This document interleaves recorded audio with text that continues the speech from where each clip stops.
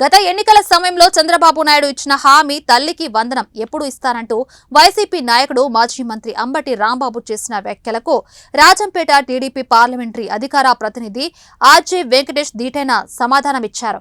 కూటమి ప్రభుత్వం ఏర్పడి కేవలం 30 రోజులు అయిందని, ఈ 30 రోజుల్లో 30 కార్యక్రమాలు చేసిన ఘనత ఒక్క చంద్రబాబుకే సాధ్యమైందన్నారు. గతంలో వైసీపీ నాయకుడు జగన్మోహన్ రెడ్డి ఎన్నో హామీలు ఇచ్చి మడమ తిప్పారని, ఆ సాంప్రదాయం చంద్రబాబు నాయుడికి లేదని గుర్తు చేశారు.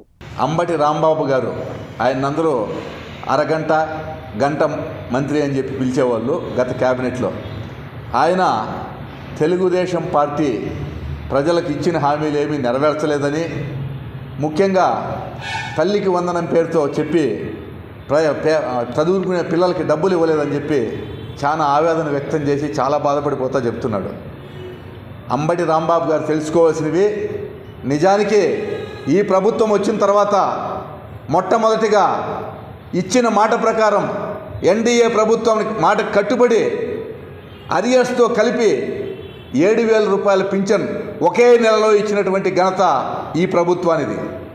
ఈ ప్రభుత్వం వచ్చిన తర్వాత నిరుద్యోగులకి ఇచ్చిన మాట ప్రకారం డిఎస్సి నోటిఫికేషన్ ఇచ్చినటువంటి ప్రభుత్వం ఈ ప్రభుత్వం. ఈ ప్రభుత్వం వచ్చిన తర్వాత ఉచిత ఇసుకనిచ్చి ప్రజలకు ఉచిత ఇసుక పాలసీ ఇవ్వడం ద్వారా బిల్డింగ్ కన్స్ట్రక్షన్స్ కట్టుకోవడానికి ఊతమిచ్చింది ఈ ప్రభుత్వం. ఈ ప్రభుత్వం వచ్చిన తర్వాత పోలవరం ప్రాజెక్టుకి కేంద్రంలో 1000 కోట్లు సాధించి కొట్టుకుపోయి దెబ్బతిన్న డయాఫ్రామ్ వాళ్ళకు డబ్బులు సాధించింది ఈ ప్రభుత్వం. ఈ ప్రభుత్వం వచ్చిన తర్వాత మొట్టమొదటిగా ఒకే ఒక్క జీవోతో దివ్యాంగులకు 25 మందికి యూనివర్సిటీల్లో సీట్లు ఇచ్చడానికి తోడ్పాటు చేసింది ఈ ప్రభుత్వం. ఈ విధంగా అనేక కార్యక్రమాలు ఈ ప్రభుత్వం చేస్తూ ఉంది.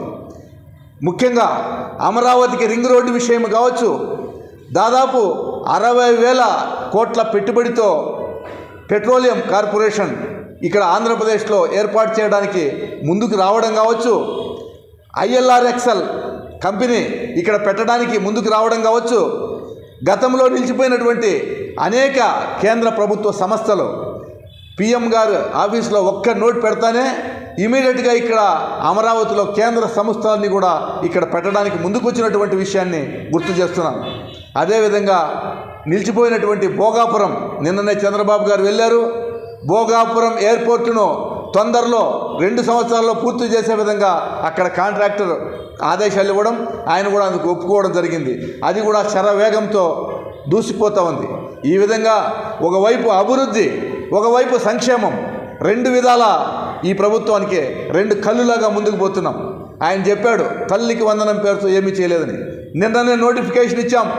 చదువుకునే ప్రతి పిల్లవాడికి 10th క్లాస్ వరకు కాదు, ఇంటర్మీడియట్ వరకు చదువుకునే ఎంతమంది ఉంటే అంతమందికి కూడా 15,000 రూపాయల చొప్పున ఇవ్వడానికి నోటిఫికేషన్ ఇచ్చాం. విధి విధానాలు ఖరారు చేసి దాని ప్రకారం అందరూ కూడా అప్లోడ్ చేసుకోమని చెప్పాం. ఈ విధంగా చెప్పినవన్నీ తూచా తప్పకుండా మేము చేస్తూ ఉంటే అది సహించలేని అంబటి అరుపులు అరుస్తున్నాడు, గాండ్రిస్తున్నాడు, ఏదో జరిగిపోతుందన్నట్టు ప్రజలను మభ్యపెడుతున్నారు. అయ్యా అంబటి గారు, మీరు చెప్పి మోసం చేశారు ప్రజలకు. మేము చెప్పినవి ఈ నెల రోజుల్లో తూచా తప్పకుండా చేశాము. ఇకనైనా మీ విమర్శలు మానుకోండి, మీ పప్పులుగా సాగవు. ఈ పాలనంతా చూశారు ప్రజలు, మిమ్మల్ని బాగా గమనించారు. కాబట్టి ఇటువంటి విమర్శలను ఇకనైనా మానుకోవాలని చెప్పి విజ్ఞప్తి చేస్తున్నాం.